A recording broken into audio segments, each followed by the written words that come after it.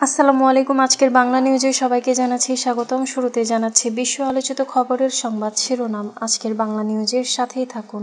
গাজায় যুদ্ধবিরতি চায় ফিলিস্তিনের স্বাধীনতাকামী সংগঠন হামাস, তাদের নতুন প্রস্তাব পর্যালোচনা করেছে ইসরায়েল। যুদ্ধ পরবর্তী ইউক্রেনের নিরাপত্তা নিশ্চিত করার জন্য দেশটিতে যুক্তরাষ্ট্রের সেনা পাঠানো হবে না বলে জানিয়েছেন মার্কিন প্রেসিডেন্ট ডোনাল্ড ট্রাম্প। ওয়াশিংটনে এক বিরল বৈঠকে যুক্তরাষ্ট্রের প্রেসিডেন্ট ডোনাল্ড ট্রাম্প, ইউক্রেনের প্রেসিডেন্ট ভলোদিমির জেলেনস্কি ও ইউরোপীয় নেতারা একত্র হন। ট্রাম্প ইউরোপীয় নেতাদের বৈঠকেও ইউক্রেনের সমাধান মিলল না। আফ্রিকার দেশ নাইজেরিয়ার উত্তরাঞ্চলে কাটসিনা রাজ্যে একটি মসজিদে ফজরের নামাজের সময় সশস্ত্র দস্যুদের হামলায় অন্তত ২৭ জন মুসল্লি নিহত হয়েছেন। মিয়ানমারের নির্বাচনের আগে মিয়ানমার ও থাইল্যান্ডের সবচেয়ে ব্যস্ত সীমান্ত বাণিজ্য দ্বিতীয় দিনের মতো বন্ধ রাখা হয়েছে।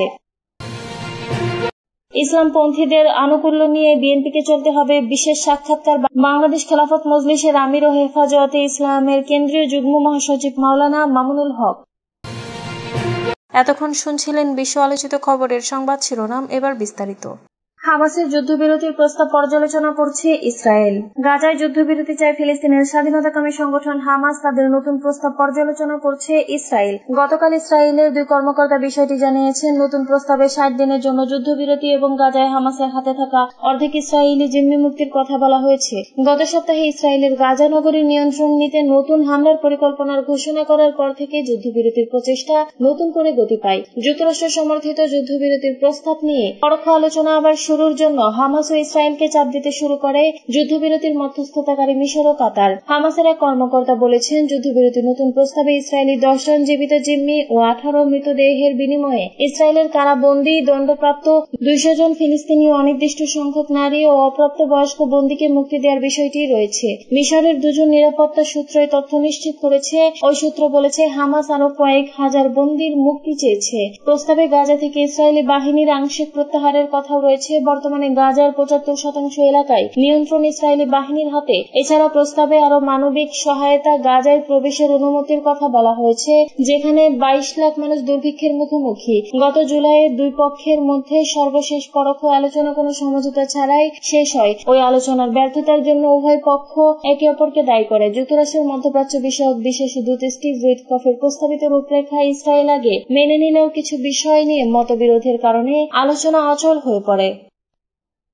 ইউক্রেনে সেনা পাঠাবে না যুক্তরাষ্ট্র।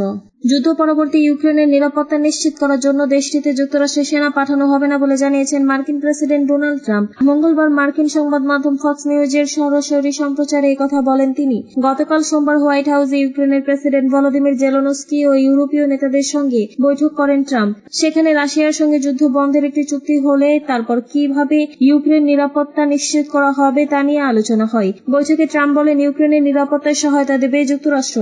আজ ফক্স নিউজের পক্ষ থেকে ট্রাম্পের কাছে জানতে চাওয়া হয়, নিরাপত্তা নিশ্চয়তা কেমন হতে পারে। জবাবে মার্কিন প্রেসিডেন্ট বলেন, ফ্রান্স, জার্মানি, যুক্তরাজ্য সহ অন্যরা চায় ইউক্রেনে সেনা পাঠাতে। আমি মনে করি না এটি কোনো সমস্যা হতে যাচ্ছে, তবে যুক্তরাষ্ট্র যে ইউক্রেনে সেনা পাঠাবে না তা জানিয়ে দেন তিনি। হোয়াইট হাউসে গতকালের বৈঠক কেমন হয়েছে জানতে চাইলে ট্রাম্প ইউরোপীয় নেতাদের ভালো মানুষ হিসেবে উল্লেখ করেন। তিনি বলেন, তারা যুদ্ধ থামাতে চান, সংঘাতটা তাদের কাছাকাছি হচ্ছে, তাই বিষয়টি তাদের কাছে যুক্তরাষ্ট্রের চেয়ে ভিন্ন। নিরাপত্তার দিক দিয়ে তারা ইউক্রেনের সেনা মোতায়েন করতে আগ্রহী। ইউক্রেনের নিরাপত্তা নিশ্চিত নিয়ে জেলেনস্কি ও তার ইউরোপীয় মিত্রদের যে মাথা ব্যথা ছিল তা গতকালের বৈঠকের মধ্য দিয়ে অনেকটাই লাঘব হয়েছে বলে মনে হয়েছে। সামাজিক যোগাযোগ মাধ্যম এক্সে আজও যুক্তরাজ্যের প্রধানমন্ত্রী কিয়ার স্টারমার লিখেছেন, ইউরোপের নেতারা ও ট্রাম্পের মধ্যে বৈঠকে দুটি লক্ষ্যের দিকে অগ্রগতি হয়েছে। একটি হলো নিরাপত্তার নিশ্চয়তার বিষয়ে বড় অগ্রগতি। শান্তি চুক্তি হলে এই নিরাপত্তার নিশ্চয়তা কার্যকর করা হবে।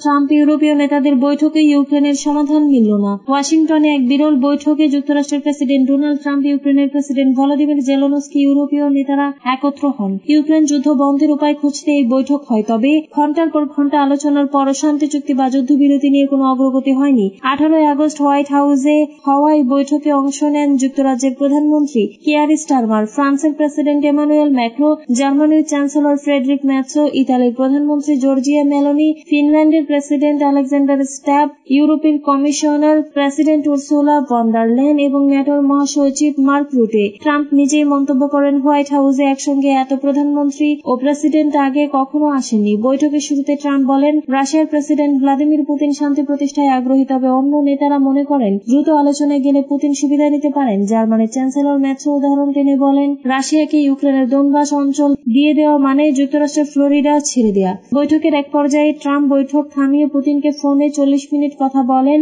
পরে তিনি জানান, পুতিন জেলেনস্কির সঙ্গে বৈঠকে সম্মত হয়েছে। এই বৈঠক আগামী 2 সপ্তাহের মধ্যে হতে পারে। তবে ট্রাম্প যুদ্ধবিরতির প্রস্তাবে রাজি হননি। তিনি বলেন, আগের অনেক সংঘাত সমাধানে যুদ্ধবিরতির দরকার হয়নি। নাইজেরিয়ার মসজিদে এলোপাতাড়ি গুলি, নিহত অন্তত 27।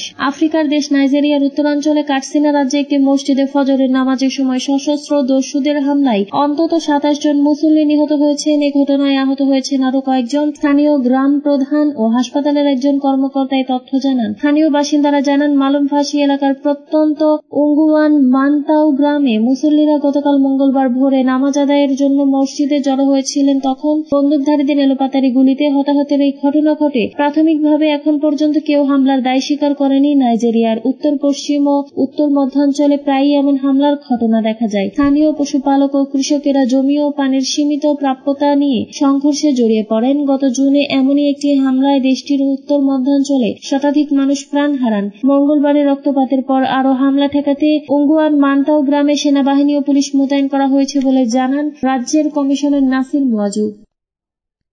মিয়ানমারে নির্বাচনের আগে থাই সীমান্ত দিয়ে বাণিজ্য বন্ধ। মিয়ানমার ও থাইল্যান্ডের সবচেয়ে ব্যস্ত সীমান্ত বাণিজ্য দ্বিতীয় দিনের মতো বন্ধ রাখা হয়েছে। মঙ্গলবার মিয়ানমারের জান্তা কর্তৃপক্ষ জানিয়েছে, তারা আগামী ডিসেম্বরে নির্বাচনের আগে সশস্ত্র গ্রুপগুলোর অর্থায়নে সহায়ক কালোবাজার বন্ধ করার অঙ্গীকার করেছে। সংবাদ মাধ্যমের প্রতিবেদনে বলা হয়, 2021 সালের ক্ষমতা দখল করা সামরিক জান্তা মিয়ানমারে মিয়াওয়াডি সেতু নিয়ন্ত্রণ করেছে। থাই শুল্ক বিভাগের তথ্য অনুসারে এই সেতু দিয়ে প্রতিবেশী দেশ দুটির মধ্যে প্রতি মাসে $120 বিলিয়ন বাণিজ্য হয়। এদিকে সীমান্ত থেকে বাণিজ্যিক রাজধানী ইয়াঙ্গুন পর্যন্ত মহাসড়ক জুড়ে সেনারা বিভিন্ন গেরিলা গোষ্ঠীর বিরুদ্ধে যুদ্ধে লিপ্ত রয়েছে, যারা লাভজনক টোল গেট থেকে অর্থ সংগ্রহ করে তাদের জন্য যুদ্ধ চালিয়ে যাচ্ছে। দেশটির বর্ডার গার্ড ফোর্সেসের মুখপাত্র নাইন মং জাও বলেছেন, সোমবার থেকে বাণিজ্যিক যানবাহনের জন্য সীমান্ত বন্ধ করা হয়েছে। সামরিক জান্তা জানিয়েছে, তারা 28 ডিসেম্বরের নির্বাচনের আগে অবৈধ বাণিজ্যকে কঠোরভাবে দমন করবে।